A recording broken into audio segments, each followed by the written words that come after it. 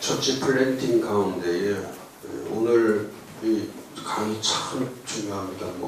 늘 중요한 강의 하지만은 오늘 강의는 사도 바울의 처치 플랜팅,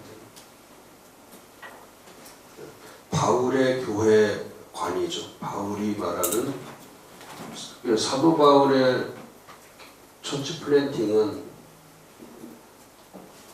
세 가지가 분명하죠. 첫 번째는 프린시플,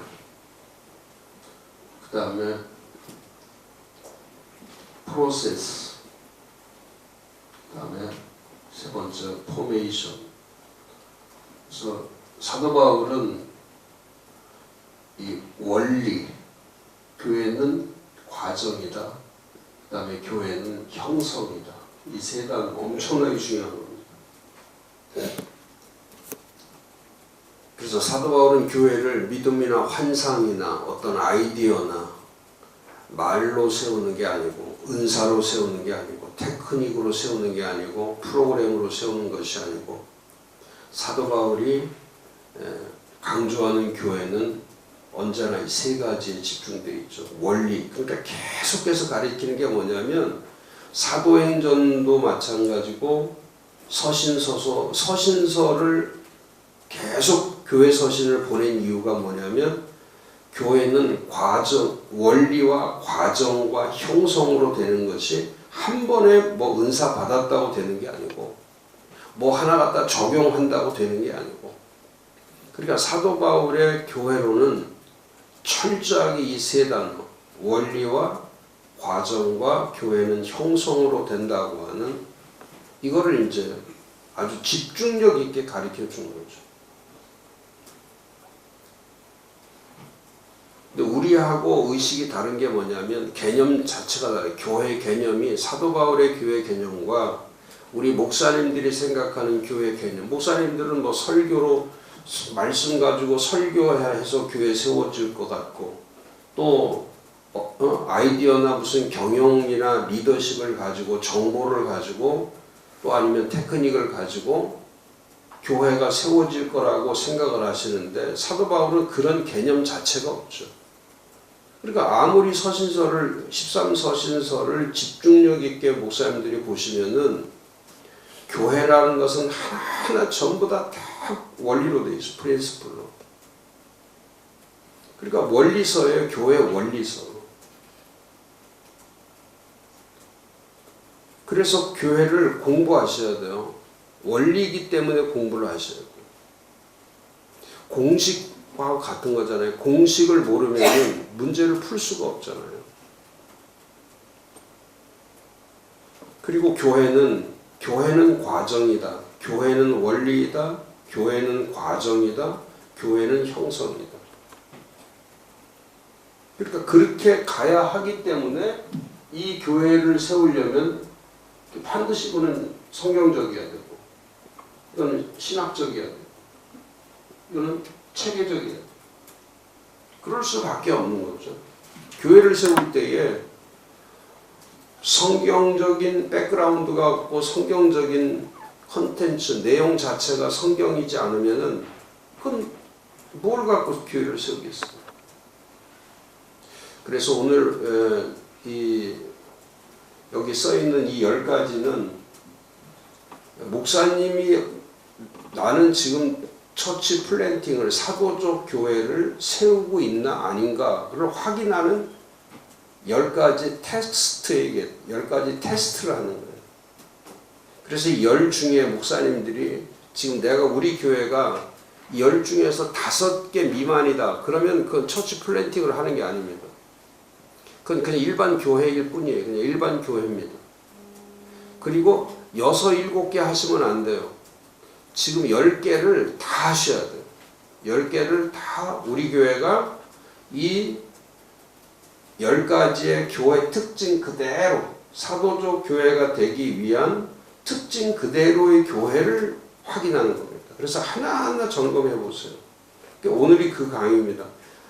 우리 교회가 사도적 교회가로 처치 플랜팅을 해 나가는 가장 중요한 테스트다. 이렇게 생각하시면 오늘 강의에서 목사님들이 이거는 교인들과 지속적으로 10가지를 지속적으로 가르치고 또 훈련하고 또 이대로 점검하셔야 돼요. 그래서 이건 한 번 하고 지나가시면 안 되고요. 사도 바울이 13서신을 쓸 때에 한 교회마다 사도 바울이 교회의 특징들을 많이 넣어줍니다. 근데 그 중에서 오늘 저희들이 이제 집중력 있게 한번 보시면은 교회가 왜 이렇게 중요한가? 지금 말씀드린 것처럼 왜 교회가 원리이고 과정이고 형성인가? 이 세 단어만 교회론을 할 때 이 세 단어만 목사님이 이해만 해도 교회는 원리이다, 교회는 과정이다, 교회는 포메이션 하는 거다, 형성하는 거예요. 짜맞히는 게 아니고 형성한다는 것은 뭐냐면 세워져 가는 거예요. 세워져 가는 거예요. 그러니까 그렇게 되기 위해서는 체계화 작업을 하셔야 돼요. 하루아침에 교회 세워지지 않습니다. 사도 바울이 가장 강조했던 게 그거예요. 교회란 터가 없어. 진리의 기둥과 이 터가 없고 기둥이 없고 이런 모델 자체가 없으면 그건 교회가 될 수 없다. 정확한 거죠. 교회는 정확한 겁니다. 대충 세울 수 없죠. 그렇기 때문에 거기 55페이지에 보시면 세 번째 패러그래프에 누가는 사도 바울이 2차 교회 개척 선교 여행 때에 데살로니가 교회가 출생한 배경을 설명할 때 데살로니가 전서 1장 4절에서 6절에 그 교회를 세울 때 어떻게 세우는 거냐. 자, 하나님의 사랑하심을 받은 형제들, 공동체죠. 너희를 택하심을 봐라. 그러니까 교회를 세우도록 택하시고 그 다음에 있는 우리 복음이 너에게 말로만 하는 것이 아니라 또한 능력과 성령과 큰 확신으로, 다시 말하면 교회를 세우는 처치 플랜팅을 할 수 있는 능력, 처치 플랜팅을 할 수 있는 성령, 처치 플랜팅을 할 수 있는 그런 확신들. 그러니까 말로 목회를 하는 게 아니고요. 말로 할 수 있는 게 아니고 교회를 세우는 건 말로 하는 게 아니에요. 목사님들이 교회 세우는 능력이 뭐냐면 교회 세우는 능력. 그 다음에 교회 세우는 성령을 이해하는가. 지금 이 사도 바울이 교회론을 말하는 거니까 이건 개인 신앙을 얘기하는 게 아니에요.